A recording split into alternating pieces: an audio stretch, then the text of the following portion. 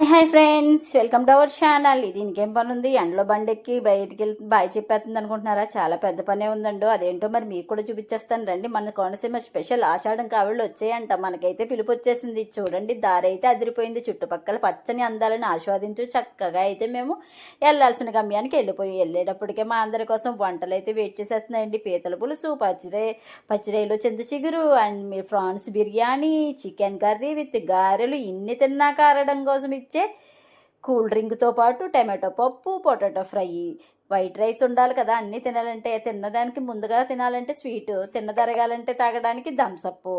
ఇవన్నీ చక్కగా అయితే అరేంజ్ చేసేసారండి మా పెద్దమ్మ గారు. వాళ్ళు కావిళ్ళు అన్నది ఇవన్నీ చూపిస్తుంది ఏంట్రా బాబు అనుకుంటున్నారు. ఇవిగోండి అసలు విషయం. మీ దగ్గరికి తీసుకురాకుండా ఎలా ఉంటాననుకున్నారు? చక్కగా కావిళ్ళు అయితే మీ అందరి కోసం చూపించేస్తున్నాను. చూడండి, పక్కనే బస్తా వచ్చి బంగాళదుంపలు, బస్తా ఉల్లిపాయలు, వడియాలలో 10 రకాల వరకు వడియాలు, పిల్లలకి ఎంతో ఇష్టమైన చాలా రకాల వడియాలు, అలాగే మజ్జిగలో మిరపకాయలు, అవి పప్పులు వేసుకుంటే అదిరిపోతాయండి బాబు. రంగురంగుల వడియాలతో పాటు రౌండ్గా ఉండే అప్పడాలు, వీటన్నిటితో పాటు ముఖ్యమైన పసుపు కుంకుమ స్వీట్ కూడా ఉండాలి కాబట్టి జింకచ్చు అండ్ గోర్మిటీలు. అబ్బా, సమ్మర్ స్పెషల్ ఫ్రూట్ మ్యాంగోస్ అయితే మాత్రం అద్భుతంగా హాల్ నిండా పేర్చేసారండి బాబు. అయ్యేవి చూపించలేదు అనుకున్నారు. చల్లగా ఉండడానికి పుచ్చకాయ, తీయగా ఉండడానికి పనసకాయ, జ్యూస్ చేసుకోవడానికి పైనాపిల్. ఇవిగోనండి మన కోనసీమ స్పెషల్ మ్యాంగోస్ అన్నమాట.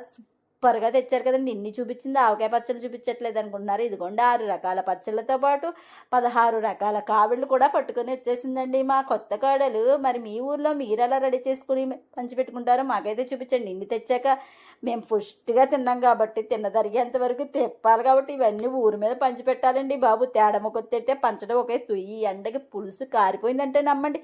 అన్నీ తిరిగి వచ్చాక రాసుకోవడానికి కొబ్బరి నూనె కూడా పంపించారండి ఇయ్యాల వారు.